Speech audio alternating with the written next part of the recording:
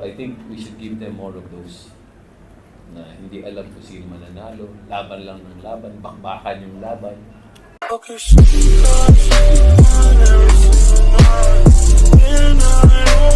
into words how you feel about this win and going back to the semifinals. Sabi ko sa mga players, actually yesterday practice, I already told them, this is gonna be our championship game. Marami sa kanila hindi pa nakakatikim ng semifinals. Ako matagal na rin. So we felt that this could be a historic game for us. So excited sila. Excited din ako, actually matagal na eh. But I guess masyado lang kaming swerte. No? Kulang yung token text. And then we started out well kanina. Maganda yung start namin. Mabuti na lang, malaki yung lamang namin. Kung maliit yung lamang namin, talo kami. So, ganun kagaling yung token text. They really play with a lot of class.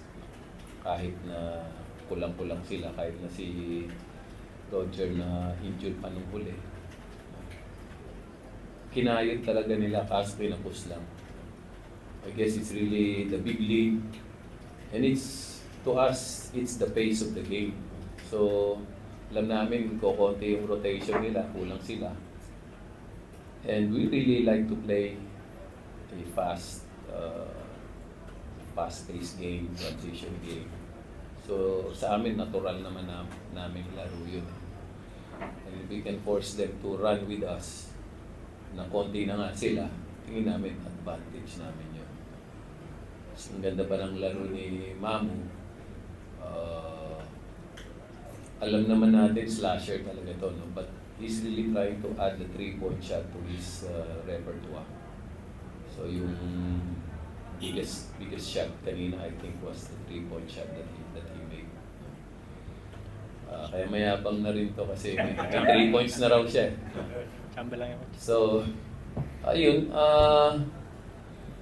Also, I'm really happy we gave the fans a really nice game to watch.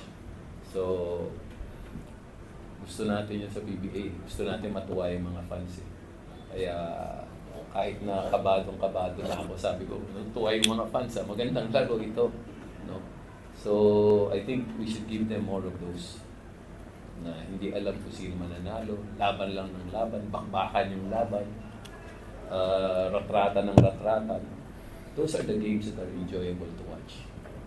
So, my hats off to Coach Chot and TNT franchise.